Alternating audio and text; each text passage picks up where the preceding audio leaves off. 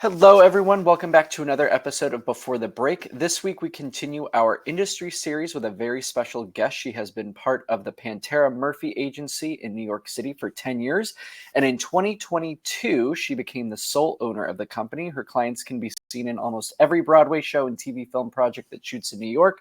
Please welcome to the show senior talent agent Katie Murphy. Hi, Katie. Hey, Hi, Katie. Thanks for swinging by. of course. Happy to be here.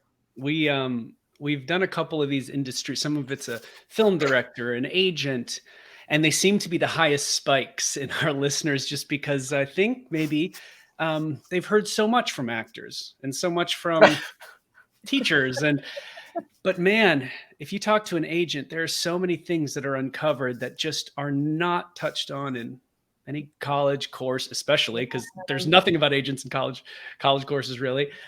But even workshops and stuff, we just don't get a chance to really like talk to agents and ask questions other than scene study stuff in the workshop at one-on-one or whatever, right? So this is great, and thanks again for taking some time. I know you're super busy. We have some questions from our students that we'll get into later, but as always, we love to just get a good idea of like how you got into the business. Were you in performing or were you like on the business end of things from the get-go? Yeah, it's kind of like a mixed bag in a way. I performed my whole life. My dad's a classically trained pianist, so he would be like the music director for a lot of different shows. My mom would help like backstage with stuff in community theater. They did like children's theater. And so when I started to get older, I would be in the shows, but also like helping with everything else. And then I went to school for vocal performance up in Rochester, where I'm from. And there became a point where I noticed, like, when I was performing or in vocal juries or things like that, I was more looking at the audience of like, okay, so how are we gauging like how I'm doing? Like, are they liking this? Are they not? What is that person doing? Or like, what's happening behind the scenes? And so my voice teacher was kind of like, you got to focus on like what you're doing. I was like, yeah, I know, but I don't know like the full scope of everything. And then I had done like a thesis with a friend of mine who's now actually a director. And we did it on like Bear, a pop rock opera in this like old abandoned church that then became like a weird little black box theater. And so I really loved that. And a family friend, towards my senior year, and at the school that I went to, really back then, it wasn't career focused in a way. Like I felt like we were very behind all the other kids. It was more like, how are you going to be successful in school or like in community theater? And my dad was like, you're not staying here. Like, you're not staying at home. You're not staying in Rochester. Like, Get out. yeah. And he's from Jersey. So he was like, no, what is this? Like, no.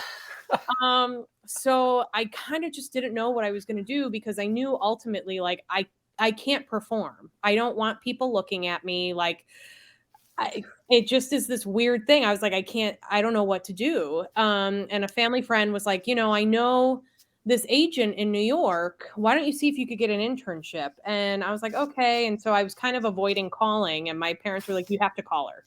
Your dad's Your like, dad did it for you. Get out. Yeah. Hey, my daughter Katie is looking for a She's position. taking forever. And so it actually Meg Pantera. And so I called her and she was like, what you're calling for what? And I was like, I need an internship. And she was like, They're like, oh, we know your dad. He calls all the time. And like, get my daughter out.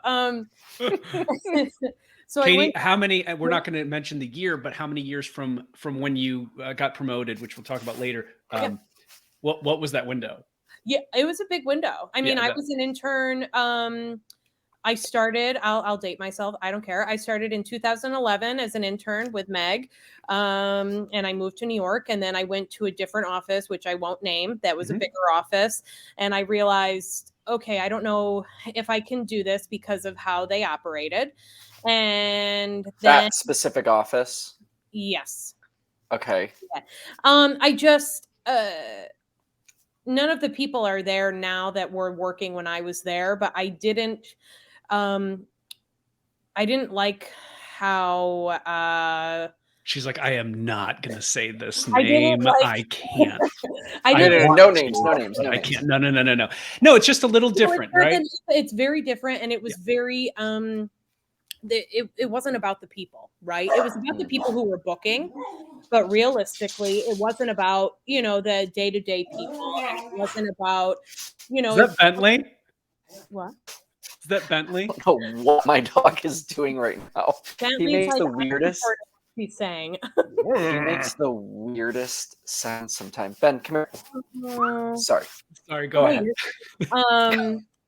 You know, it was just I love being in a boutique agency because I love that I can just call an actor and they can call me. And it's like we're having a very human to human conversation. And that's not what it was like. And so I was like, oh, I don't know if I can, this is like the real Miranda Priestley bullshit. Like that Yeah, you like, see. like you went from country to rock and roll. Yes. And I was like, oh, We've talked about it on this show Yeah. before. I used to have friends who their agent, they would have to make an appointment 2 weeks Right. prior to have a 15 or like whatever like a 10-minute conversation. And I was like, don't you think that's crazy? And I don't think they had another agent. So they just thought that like, oh, my agent is so in demand that you have to. And I was like, bullshit. that sounds kind of crazy though.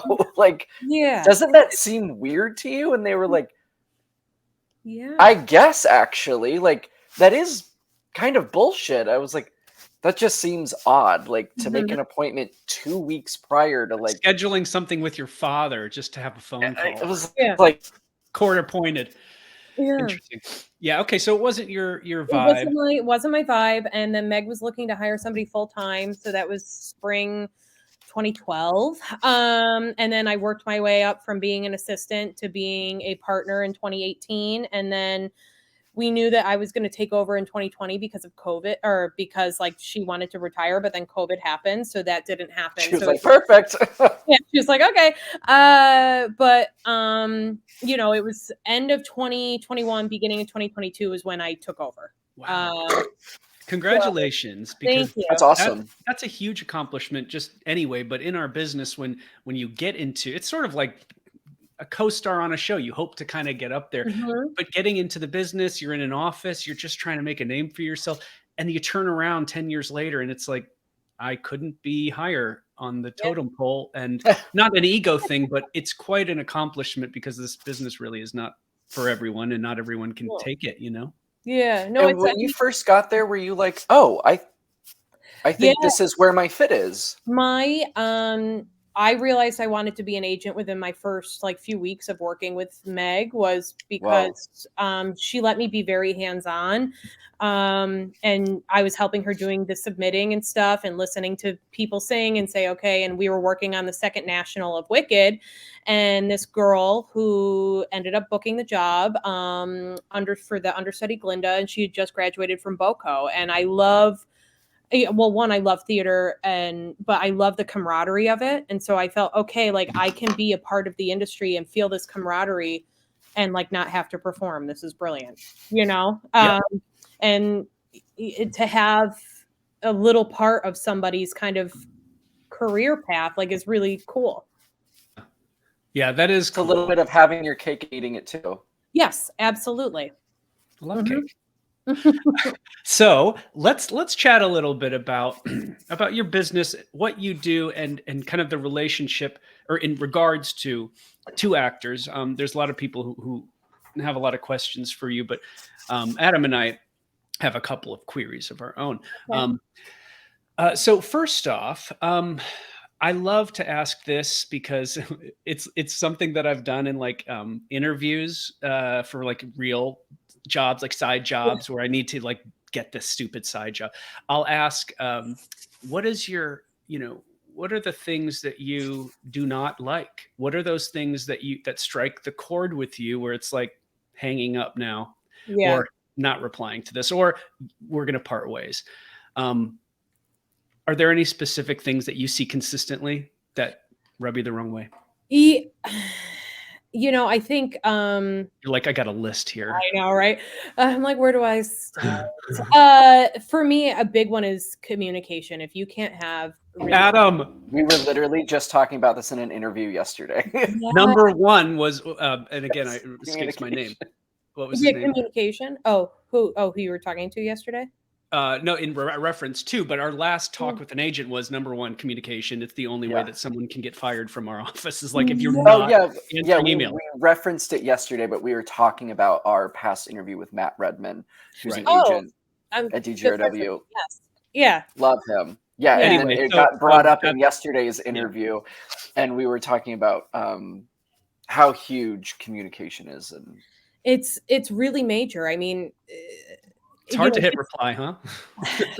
well, okay, sorry, now we're going on the rant. The thing that really bothers me is if I send an appointment out or if I send something out and I see that you're like doing a bunch of stuff on Instagram and you take forever to reply and confirm to an email. I know you're on your phone. Right, like I know you're on your phone. I know you're on your phone. What are you doing? Why are you taking so long? And it's because casting will then email us like a day later and be like, well, A day? Oh, A day. oh yeah. Wars have been I fought thought you were going to and say won. like 4 hours.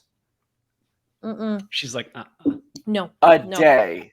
Mm-hmm. I've already printed my sides and working on it. Oh my God. Yeah. I think some people just aren't assertive enough to understand that this is a business and time is of the essence. They never got that. They weren't there on the day in training where like we learned that. Yeah. You know? And it's like, and I get different personalities because I'll have actors where I send it and like 5 minutes later they're like, hey, I have the appointment. I'm confirmed. I've printed it out. Like, what else do you need from me? And they're Just like, texting me. I'm like, love it. Thank you. Like, you've made my job a million times easier. But, communication is huge. Or if you don't tell me you're going out of town. Like, I had a client who's in a different country and you're like, hey, I'm vacationing. I'm like, what? Like, what do you When I book it, when I book the vacation, I send hey, this is happening, and then about a month prior, I send a reminder. You know what I just did, actors who are listening? I used to be the guy that I get the call from Carol or something, and I'm like, oh no, I'm camping, and I totally forgot. I didn't reach out. I just started to do this because we're like traveling a little bit and stuff. I have in my notes the 6 emails from commercial manager, like New York, somebody in New York, my agent here, and it's all just 5-6 emails. I copy, throw it in, send the message, and it's there. I don't have to like work to get the emails, get them all together. So actors, it's so easy. Copy, paste, hey, I'm out of town, boom. Now we've heard not only the first thing that Matt said, but it's also the second. And it really is something. I don't know why. I'm not sure why. I think it's the fear of not getting an audition for this dumb little trip that you're going to take. Yet we know how the universe works. You leave town and you get booking it. Yep. And that's it. So okay, booking out big time. Yeah. I feel like, those are really the two big, I mean, obviously like, respect is a huge thing. If, I get that, especially actors, because I have friends who are actors, like I get when you don't book something and it can affect you emotionally and mentally. Don't take it out on. Did they take it out on you? I mean, there have been a few times where there's been like a little bit of a tone and I'm like, I wasn't in the room. I didn't make the choice. I'm just the messenger. Yeah. Like and there's only a few that have ever done that. Yeah. And then I let them have the moment and then I'm like, so that moment is never happening again, Right. It just, because God almighty. I can't. I think also with actors, they can be the most open and wonderful people. Yep. And then there are a breed of them that socially, you'd think that this would be a very right brain friendly like place, but socially there's something actually just off about what they think is appropriate, or you know what I mean? Like, I don't know. Everybody's different, and people have had maybe different upbringings or different environments, learning environments, dialogue environments, different families maybe talk differently. But the fact is, like, some people kind of miss that. Yeah, they You miss know? they miss that, or it's a redirection of anger, which I, understand. But But what's that person gonna do when they walk into a casting office and their spot was moved, and then they look at the secretary or the girl at the computer, and they're like, "What the fuck's your problem?" or something. right. It's like, well, I don't know what this person's capable of if they do that to me. Well, right, they're gonna bring it into a room. Yeah. I don't know if you guys remember those like equity. Have you guys ever heard of those equity nights where if an actor who's an equity actor doesn't have an agent and they can go Oh. like a few nights and agents are there and we have to be there for like 3 hours and watch like either singing or monologues. Huh. Um, I didn't know that was a thing. yeah, That's a and good idea. yeah, there was one. I mean, they haven't done it since COVID because COVID, but there was one night where the pianist was not thanked until an hour and a half in. That's a long time. Uh-huh. And for those just popping in, not getting it, not understanding, it's you have your pianist there Yeah. who's essentially like your co-pilot in this Yep. ride. And when you take care of your co-pilot either before, after, or both, you're saying thank you so much for like being with me. Kind of like a reader. Thanks for reading. Yeah. Like it's just a courtesy, and that tells you so much more than even that audition about who this person is and are they ready for this business, Yeah. because it's those tiny little baby things that you learn over 1,000 auditions. Right. Yeah, no. Right. It was weird. I was like, "Oh," and I then when they thanked them, I like looked at the piano player and I was like, "Oh my god, that was the first thank you, right?" And they were like, "Yeah." It was. I was Isn't like, that "Oh." amazing? Wow. And the fact With a that you're cigarette on it burning on the end of the Yeah. piano. Yeah. Right, yeah. Fuckers. never gets easier. So what about auditions and stuff? I mean, we're talking about communication, and when we're sending things in, and I'm saying this because I just redid my self-tape setup. I should have done Mhm. it about 8 years ago, but I did the whole painting thing, got the lights, I mean, I really went out and invested, and in That's 3 fair. or 4 well, finally, I should have done it a long time ago. But in 3 or 4 of the auditions right after, it was callback, or a compliment about Yeah. your setup, and I was like, "Wow, I really needed to do this." And it really is a total difference. I mean, night and day. Yeah. And if we're talking about a visual medium and branding and a package and all those things that come with you as an actor,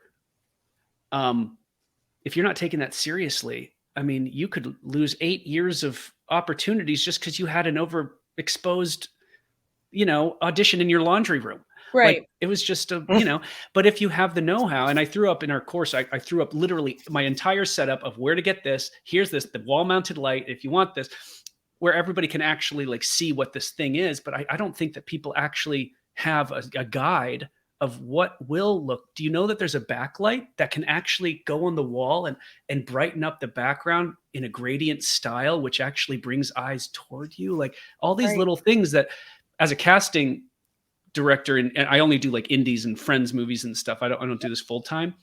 But when you see 1,000 tapes come in, you really do hone in on the ones that work. Why did the director take a double take on that one? Why did someone want to see them again? It is a visual thing, and it matters. Just like headshots too. Right, right. So let's talk about the portfolio. And Yeah. it's somebody who has maybe been in the business a while. There are people that don't have anything, Yeah. and it's difficult to get all these, this whole portfolio together: headshots, VO, your comedy reel, drama reel. If someone does have some things out there, what are the kind of portfolio faux pas or things that you see? An example would be if there's a minute and a half scene, you only need like 30 seconds of the gold in there, right? Yep. Is there anything that you see that actors just are falling short in terms of getting a quality portfolio? You know, I've editing, if you're going to have a reel, make sure the editing is really great on it. And it could be that you've done some shorts, right? It doesn't have to be that you're, in Law and Order, right? If you're just starting out, make sure your editing is really focused on you and it's very clear and the screen is not like, Vaseline on the lens and foggy and this and that. Like Mhm. it should be very crisp and it should focus on you. Like, I don't need a 2-minute reel of basically your whole short film. Like, give me, like, a really good little clip, and then let's keep it moving. Right. Headshots for me are, like, the most crucial because they're gonna take a look at the shot, and if it's something that's not in the world that they do, like, they're gonna keep it moving, or if it looks stylized and old. Like, I remember like the 2010s, like everybody was crouching in the street with the cobblestone brick. I still see some headshots like that, and I'm like, I did that. Yep. you know, I'm like, sure I have them like crouching with the on my computer. Yep. and Yeah. you know, somebody brought it in. I was like, is this an old one? They're like, no. And I was like, what?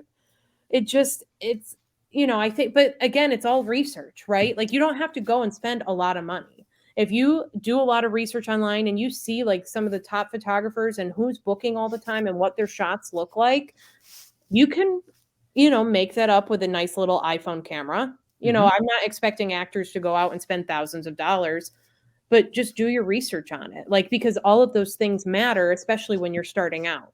I didn't And realize follow that, photographers Yep. and Yeah. save images that you like, and you go, oh, that's a style that really speaks to me and I think would benefit me. Like, I want to see myself in that shot, and save it. And like, I to pat myself on the back, I usually get complimented when I go to headshot photographers because I give them like 7 reference photos of what I'm looking for, and they always go, this makes it so much easier. Like, I know what we're doing now. Right. It's not like okay. And I know what you're marketing, and I don't have to second guess, and it's all exactly. And I can give them a style and a look, and I'm like, I want to emulate this. I really love this sort of lighting and this sort of background and blah blah blah blah.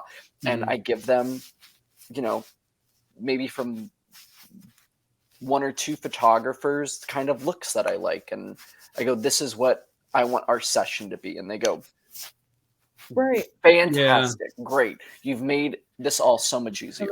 Yeah, I really didn't realize how until we started like casting and seeing these and being in the moment of, I have an hour to get 20 roles with at least 25 people in, and because a casting director is so there's no time. When an actor asks, like, why does it have to be a special headshot? Why does it have to be like this? You know, why can't it just be a picture? The fact is, in those 10 seconds of where I'm just scrolling, I don't have any time. And so I'm thinking of this character that I'm going for, and he's rugged and he's big and he's okay. I'm thinking about this guy. And as these headshots are going, and I see this guy dressed as Office, this guy dressed as anything other than rugged, it's a little difficult for me to put them in immediately say, good, add.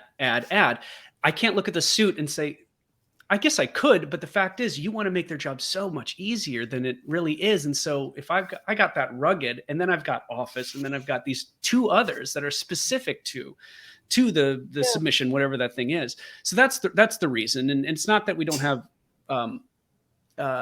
imagination, but you know, you want to like dress up the product for the job that it's going to, you know? Well, yeah, and you want to also, you don't want like deer in headlights headshots, right? It's not just about the outfit. It's really you're acting with the camera. And it's a vibe. And I didn't know that too. Yeah. Right. I picked my own headshots for 5, 10, 6 years.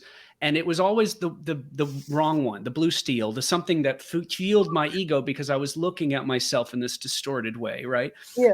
And when other people look at it, they see something. But there's an art to seeing 100 photos and picking 3 that are like dynamite. And if you take an actor who's new, he's going to say this one, that one, this one, this one, this one, this one, this one, and that one. And it's like, no, none of those work actually. It's this one at the bottom that you didn't want because it says something. There's something to it. And Katie, as an agent, do you like having a say in that? Yeah, I want to. Do you usually tell your roster? Yeah, you better send me the whole gallery. Before, when I was working with Meg would say, you know, narrow it down to 20. I was gonna say that's usually like what my manager says. He's like, you go through, give me about 20, 25, and then. But then I would always run into, I'd be like, well, I don't like 15 of these. So what else is there? I know. I would rather just click through and be like, okay, this one catches my eye. Okay, what is this story? Where would I submit this to? I don't trust 25 from an actor. I just wouldn't, because I wouldn't trust me 5 years in with 25 photos that I picked. No way. Well, and also, like, I would never want to look at 250 photos of myself. So I would probably just like list some random numbers and then be like, Right. "Okay, here you go." So for me, it's I can just look at it and be like, all right, this is what I think. And, I always Yeah. ask too, like, what are your favorites out of these and out of the ones you picked? Like, in general, what are your favorites? And then we can kind of go from there. Mm-hmm. It's also really important when you're having a photography session to let the photographer know, like, this year, this is my goal. I want to be on Law and Order. Yep. Like, I want something that could be in that world. Or if when it was on, your thing was like getting on Maisel, something that just speaks to those sorts of worlds via the lighting and the color background and all of that, and communicating like, these are kind of the stuff that I go in for. I'm a lot of, it's like I'm a lot of cop shows. Yeah. So maybe like a little darker, a little more cinematic, Right. You're not going to have the bright yellow background. Right. Yeah. The musical theater background. You're under arrest. Yeah. But I mean, like, when you're like, maybe not like starting out, but I get called in for every show, so I have a little bit of everything.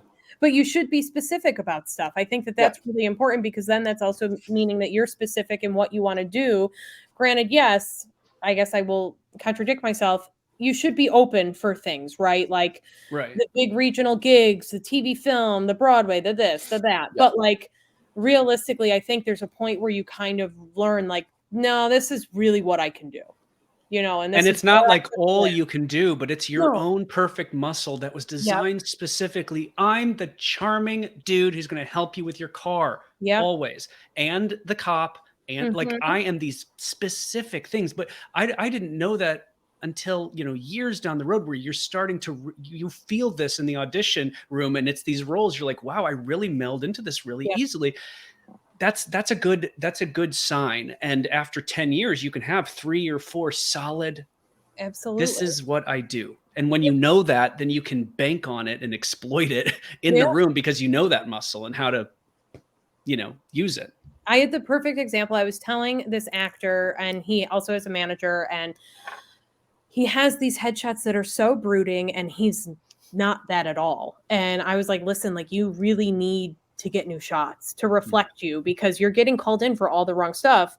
And so then sure enough, he gets this appointment for this new upcoming project, and they call him in for this brooding role. He goes in, he does the read of it, and they're like, what? No, like, can you read this other role really? And he was like, yeah, no problem. And so he did. And they're like, oh yeah, like, this is you. And so he was like, so you were right. I was like, I know I was right. Thank you for telling me. Oh my God, it's like, it's my job? Right? Like, I was like, no. And I was like, so when are we getting the new shots? When is that happening? But it's really important. It's your calling card. Yeah. And you're right. That's a lot of mistakes are made with like what maybe you want to be versus what you really are. Yeah. And your shots can be like a total contradiction of what people see in the room. And it's like, yeah, it's a fine shot. It's not the photograph. It's just what you're doing is like these things do not match at all. Yeah. That's interesting. And it just begs and I'll bemoan this, like in an acting pursuit, the ability to find yourself, to check ego of what you think you want, what you think you're going in for, what you think you're heading into. And really it's like, what am I here for? Right.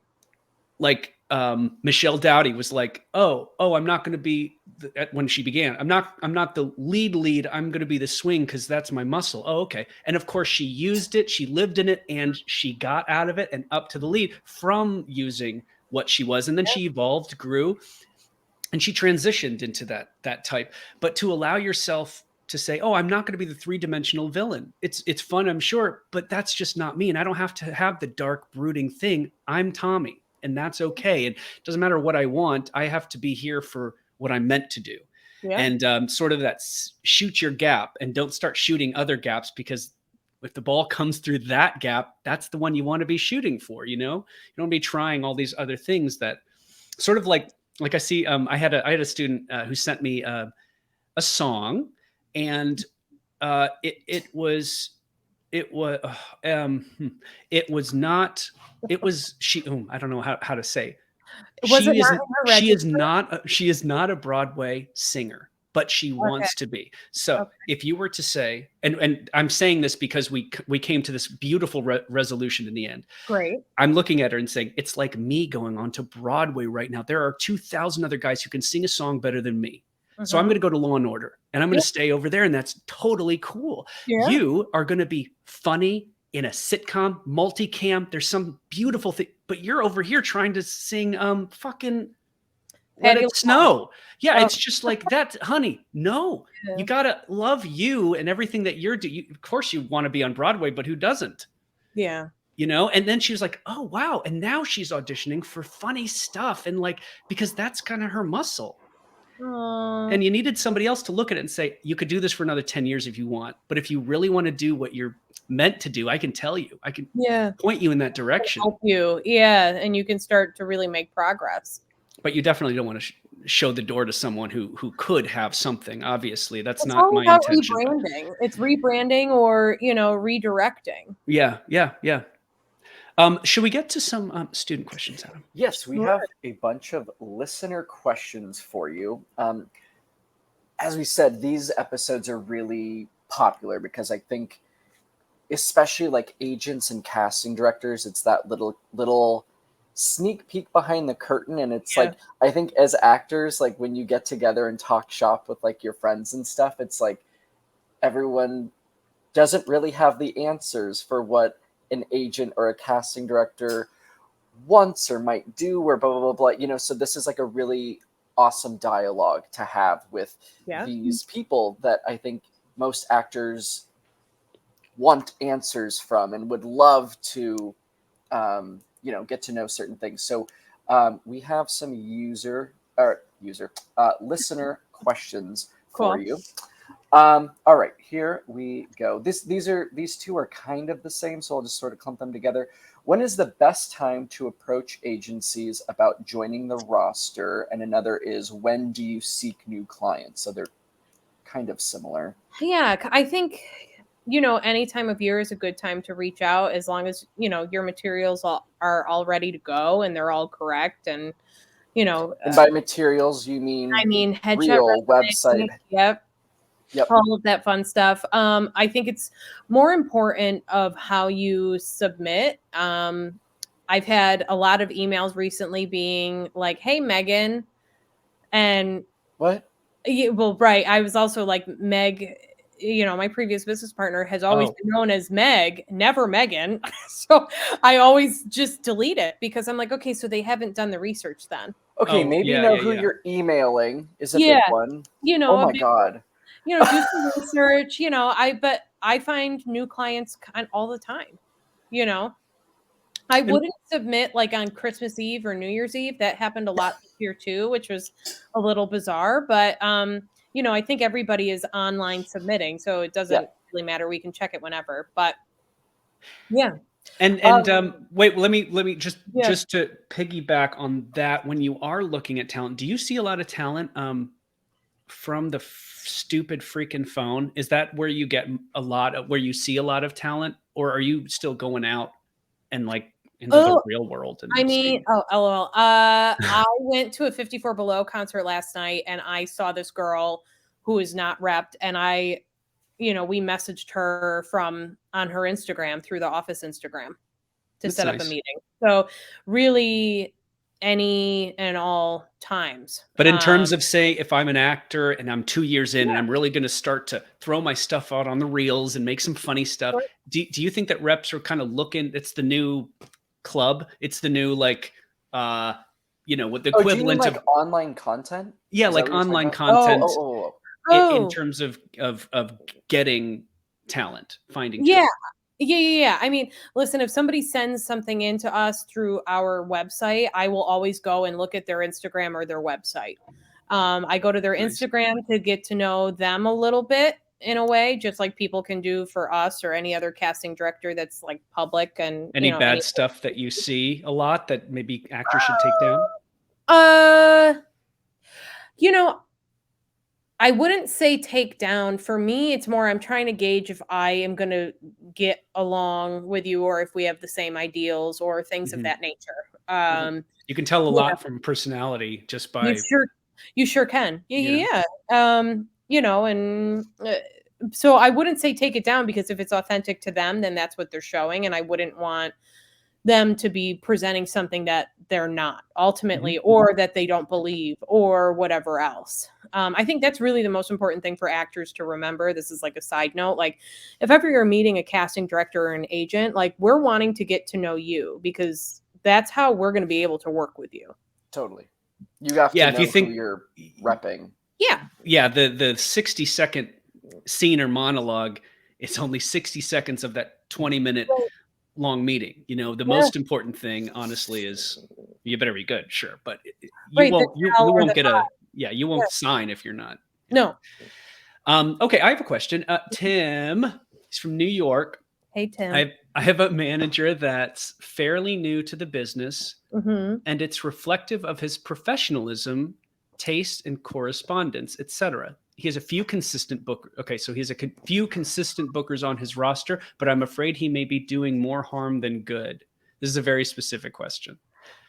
So I think the question really is, um, how do I know if this is a problem?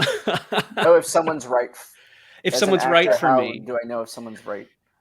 If I think that they should trust their gut. So if they think that there is something awry or that their rep is hurting them better than or like and not benefiting them, or their reputation of their representation's reputation is hurting the actor, Hmm. like get out. Do you Get think out. that it's a thing where, if say this is a manager, I don't know what maybe he's doing, but if it's a Well, phone here's call situation or whatever, do you think that a manager actually can a casting director can be dissuaded from getting an actor in because of their manager? I mean, that very well could happen. I'm I think at the sure. yeah, like I think at the end of the day, they're gonna if they really are dying for the actor, they're gonna have to go through the representation, right? But I think that there are casting directors who know that they can count on some people. So they can be like, hey, to whoever, like, hey, Matt, do you have somebody on your roster that like could fill this thing? Like they can casting directors have here's like a revealing of the back end. Casting directors can go in on Breakdown Express and check out everybody's roster. So they can look and search for people and whatnot. So they can really find anybody they want and find out their contact info. But to me, I feel like this question is more of him wanting to trust his gut or not. And I think that he should trust his gut. And if he feels uncomfortable or if he doesn't approve of what his manager is doing, then like he's got to go. Yeah, you can't. I couldn't survive one day if I questioned people who were at the business end of my business. I mean, like, they're the people who are facilitating everything. So I would say, if you don't have a good experience, that you shouldn't be waiting for the next manager to come No, around. You have to cut ties, as we heard from, Lucas, yeah, from New York, in our episodes ago. He said, I had to say goodbye to my manager so I could get another one. And that was a huge roll of the dice because I didn't know if I'd get another one. But that new manager couldn't come without me getting away from it, to yeah. be free of it and to be available and open, to it. So, okay, Adam, do you have one? Yes, speaking still about managers, a question: when should you have an agent and a manager? I feel When like you're comfortable with losing 10% more of your money. yeah, I know, right? Well, that's like the ultimate answer. I know that people though love security and they think that if you have a manager and an agent that you won't miss out on opportunity. Right. So, It makes it's like maximizing your yeah. potential. So, if you need that to feel secure, then go for it because then hopefully like your mental health will be calmed because you will think, that you'll have that support system. For us, we work with lots of different managers and it's no problem. I normally say it's when you feel comfortable that you can pay both the manager and the agent and or you really have a career to manage. Like you've done your Broadway shows, you've done your TV shows. We're now doing the film circuit and you're going to Sundance with your film. Right. That's my, personal opinion, but It's when your career is that next level and you need a publicist, a manager and things like that. Yeah, because I think when Tosh and I are, we have a production company and things are kind of picking up with some indies that we're doing, and we'd love to have a little blurb in a periodical, maybe a film magazine or something about our family and our production company, and we've got some movies coming out, something fun. I can't just email Slate Magazine. My manager is going to email and say, I've got a double client here. They've got a baby on the way. They want to do a story. Yeah. It's not going to come from me. So you're right about having a career to manage, little things like that are more of the business end of things. To have somebody representing you via email is a little bit more of a indication of your level, I suppose. Yeah. I have a client who was on Broadway last season and now is doing a reoccur on a show. And we had brought a manager on like right before because it was, the appointments were overwhelming. And, she's also a writer and creator. And so it was like, we need somebody here.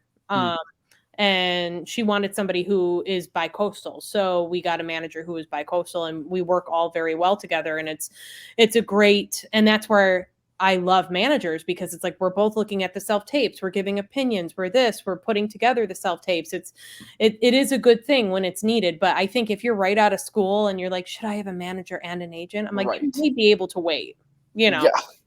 Let's get a credit. Yeah. Another question. As an actor, when should I push for more guest star recurring roles and less under 5 co-stars? So this is obviously more of the TV on camera. Yeah. I think obviously it's all case by case, right? Because everybody's an individual. But I think, if you're getting to the point, you have to kind of pivot and make it that casting directors will see you in those guest stars. So you would have to start to eventually turn down those co-stars, which can be a struggle. But, I think if you've done like 3 to 4 meaty co-stars, it's like, yeah, we're going to the next level and we don't need to add another co-star.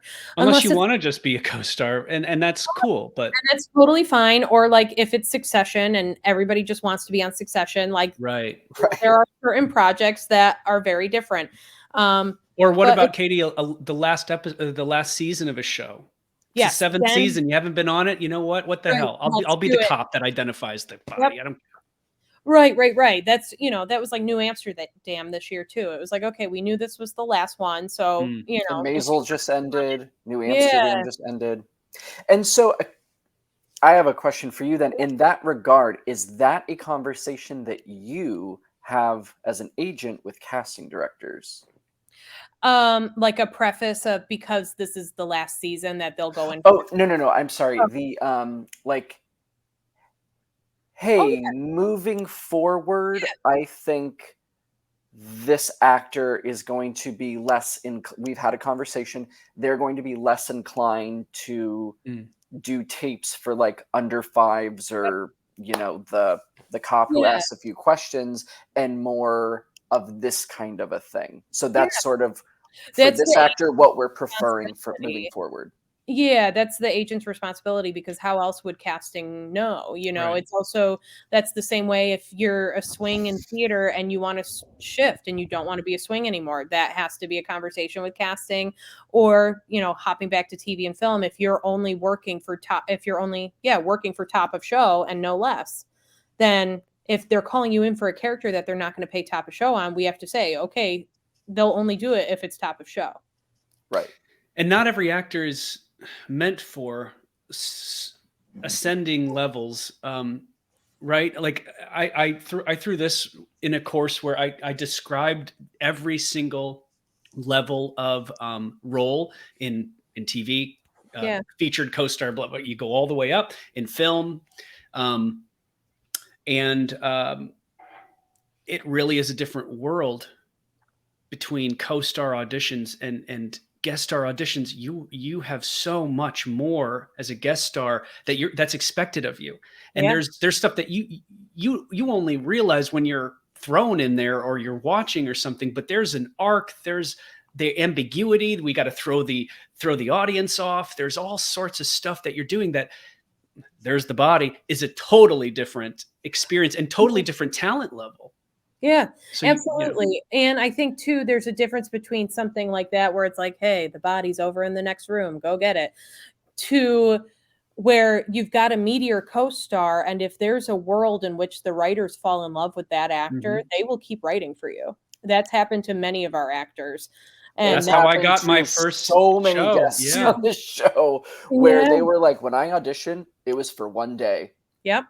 On one episode, and now I've been there for 22 episodes. Yeah. You know, and I did a good job. I wrote a thank you card and it wasn't a dick, and I now have 20,000 more. And it's funny because we'll talk about that recurring role and they'll be like, oh, it wasn't supposed to be. Yep. It was supposed to be a one-day co-star or guest star.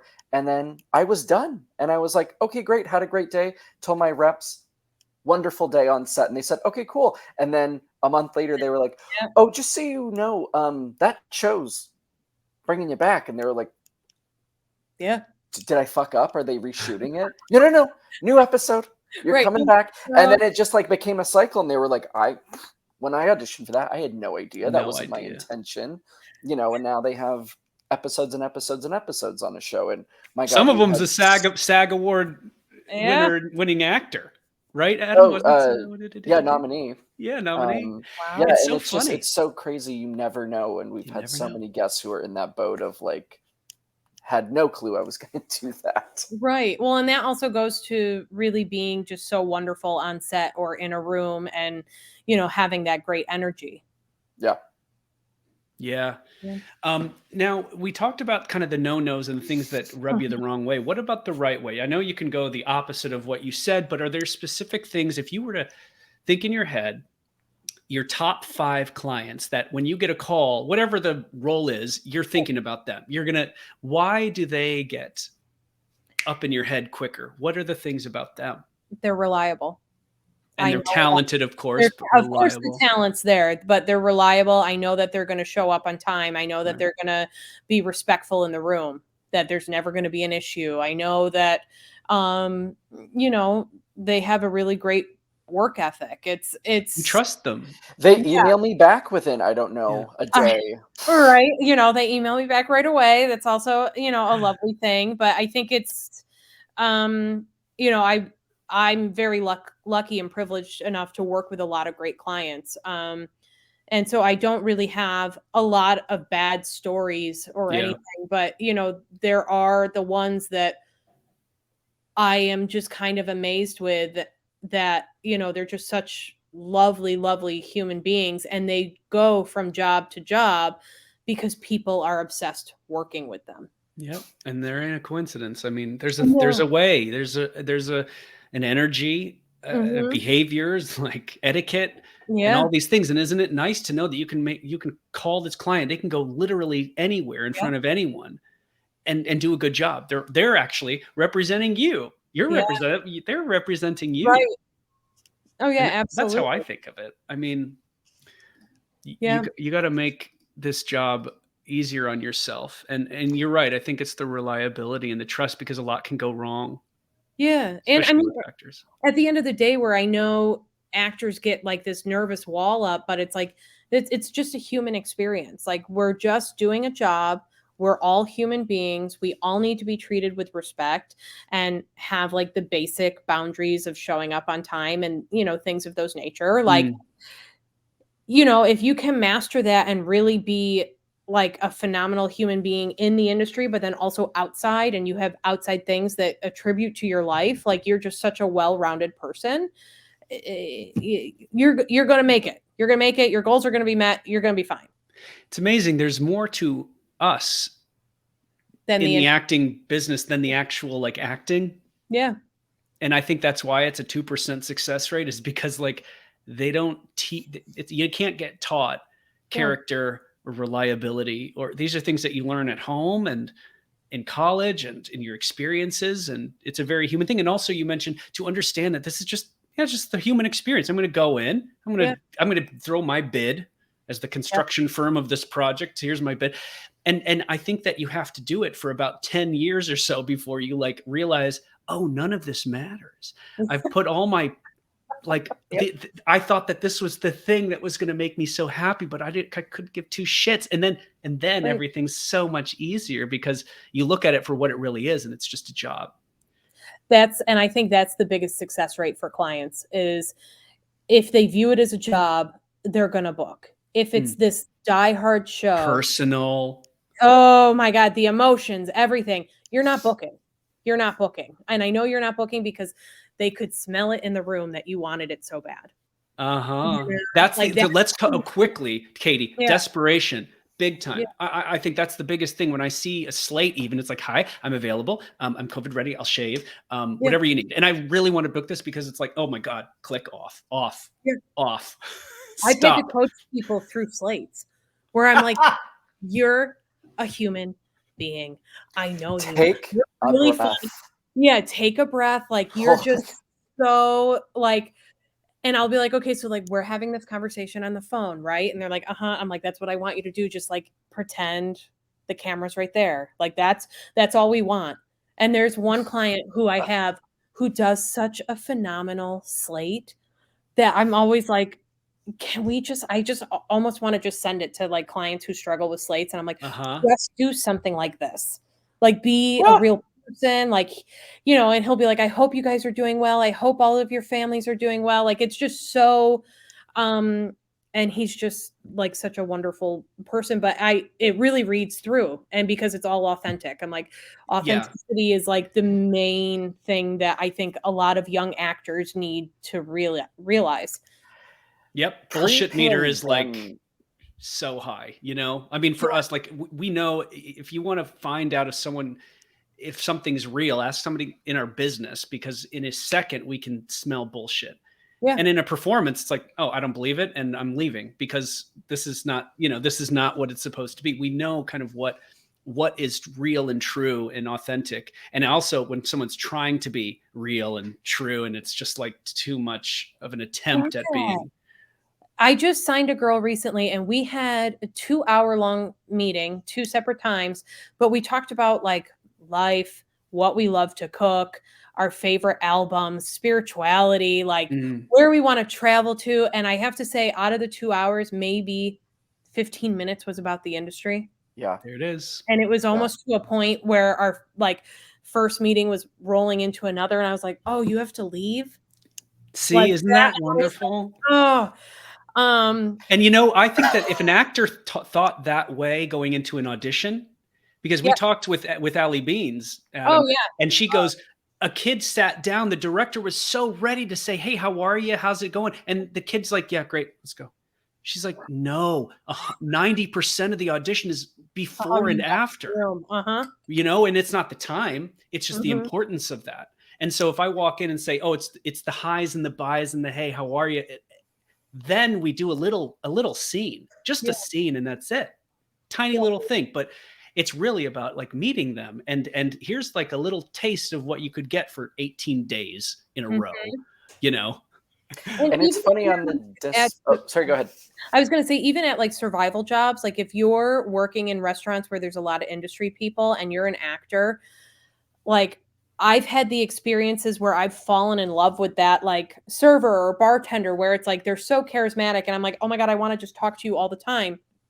And then they never mention that they're an actor. And I have to be the one like, are you an actor? Like, send me your stuff or whatever. And it's really weird when I had this at a restaurant where I was going to have dinner by myself. And because I love to do that in New York. Me too. Bar and just like have a meal and, love it. Whatever. And this person was like, I know you. And I was like, what? And they were like, on Instagram. And I was like, oh. And they're like, you're an agent? And I was like, oh. Let me swallow my chowder. Sorry. Yeah. And I was like, yeah. And they were like, oh, no photographs tonight. I'm sorry. I'm just by myself. Well, I was like, this is so weird. And I told my parents about it and they were like, what the fuck? Like, yeah, I don't know. So weird. It was just so weird. Dad, you told me to leave and now I'm getting recognized. I know. Now I'm getting, so. I have stalkers. This is it. It's your fault. So what do you chalk that up to? It's this anti-humble, like, hey, oh yeah, Yeah, like this is my opportunity where I think it's really reading a room. Yeah. Like I don't think I was inviting the conversation of like, please come and like elevator pitch Read me for my the whole room. entire meal as I'm eating like an arugula salad. Love it. You know, it's you got to read the room. It's That's a lack of taste almost, and Yeah. it's the same thing like when they're going into an audition or getting mad at you for not getting. It's like a taste of like, oh, you think that's okay? Yeah. It's not okay. No. Oh, you're an actor. Oh, it's all about you. Oh, yes, of course. Let's sign. Where are the Right. papers? Right. Right. Or it's just like, oh, if I need to like turn off work mode, you Yeah, know? man. Yep, it's when you've been in the business for a little bit, you tend to not at all talk about you've learned that it's not about the business. And so when you have a colleague, you're chatting about life, spirituality, these things that are human. And Yeah. because we don't want to talk about the business all the time. Oh. What do you think musicians do? Talk about, well, a chord, I got a G chord. No, we're talking about life. Oh my God, I hope that that's all they talk about. Just strumming and Mhm. I was saxophones. gonna They mention like- on the topic of desperation. I remember like pre-pandemic when I like clearly was auditioning far less than post-pandemic, and I remember making every audition the most important thing because maybe I only had one or two in a month. So Right. it was, and you know, you have to travel to get there, and it's Yeah. like it's more of a thing in your day. And then like since the pandemic, I've auditioned far more than I ever have in my career. And now like we do it at home, and it's like one thing that I do in my day, and it feels more of like the job instead of holding so much important. And now, I mean, I do a tape and I completely forget about it. Mhm. That's I the way don't. to go. I An we'll actress talk about it on the pod, and forget. I'll be like, "Yeah, it was that show. I can't for the life of me remember what the fucking scene was." And that's a great sign. Yeah, it That's is. And it such was a like good 3 sign. days ago, and I'm like, Yeah. no, it was. I remember it was Equalizer, but I, for the life of me, couldn't remember. You And know, then but and it's 10 like years ago, it Adam, just. you were like looking up the producer after, and you're like, what Oh did I my do? I'm gonna God. watch my tape a couple of times more. And it's like, oh no, when you go take your bike and fuck off, you're gonna get Yep. the call. I just used to think about like, Yeah. oh well, it's been 3 days. Right. You know, oh, well sometimes it can be a week. So and you're like counting days, and now it's like, oh yeah, we have another tape. Do it. Okay, cool. Forgotten Yeah. about it. I keep living my life. It was one thing that I did for 25 minutes that day, whatever. You know, and I love that new mentality that I have of like, that's the job. You do it, Yeah. you forget about it. Has nothing to do, you know, with superficial shit. It's things that are outside of your control. You have to realize that. And the best thing you can do, whether you book it or not, is make a good impression, make a fan out of the Mhm. casting director. And if it's not that one, get another one. It's Yep. fine. There's You know? many of them, and everybody switches. You know, we had I think of like pre-COVID and all the casting directors. There's a lot of people who left the industry, and then now there's new ones, which, you know, you can make fans anywhere because you never know where anybody's gonna end up. Yeah. And you mentioned like Succession earlier, and this Yeah. last season, there was one episode that over the course of like 2 weeks, I got brought in for like 3 separate roles that oddly all intertwined with each other. I was like, oh, and now I'm talking to the character that I read for last week. But it was like, that's called doing your job. Yeah, because they You like did a you so good job. much. Yep. Casting liked you, and they're like, clearly they want Where you on can the they show. fit you? Yeah. That's not necessarily up to them, and that's No. totally fine. But I they know. like you. They keep bringing you in. That's all you can ask for. And sometimes booking it is like the cherry on top. Yeah, and I think nobody really has control except for the people who have the money. Realistically, Totally. like Totally. that's at the end of the day. Even And so, though, Katie, they're choosing you because you remind them of their former girlfriend back in high Right, school. Like it's right. still no control over. Right, exactly. But that's where it's, you know, I have a few actors where I'm like, guys, we've done everything we can. We have to let that go. Like there's Yeah. no we can't go back, ask for feedback. We can't like it's out of our control. That's it. We And I have think to all of us on this call can agree that like as an actor, you got to get it out of your damn head that it has anything to do with like talent or whether you're Oh, good. right. It has to It's do also with shit that has nothing to do with you. Yeah, 100%. Because I know 100. so many people can get so caught up in like, oh, well, if I'm not booking, I must not be good. And so if I'm Or not your good, agent why the must not hell am I be doing something, or your right? manager. Yeah, like there's a really vicious what was that musical back in the day, title of show called Die Vampire Die? That to me, that's like the epitome of what can happen if an actor gets in their head. It's like the little vampires are coming and they are telling them all this negative stuff. Ah, and I mean, that's the biggest problem is us. Mm-hmm. Like, I'm the biggest impediment. And for years, I was, tears in the eyes in the elevator going Yeah. down. What the hell did I? And as you evolve, it's like time to go for coffee because I don't Right. care, Get yourself Yeah. lunch after and then Yeah. forget it. Go to Whole Foods, do your grocery shopping, go Yeah. do whatever. But that does take a few years to get in Yes, it that does. mindset because I think when That's you're first grounding. starting out, everything is so exciting.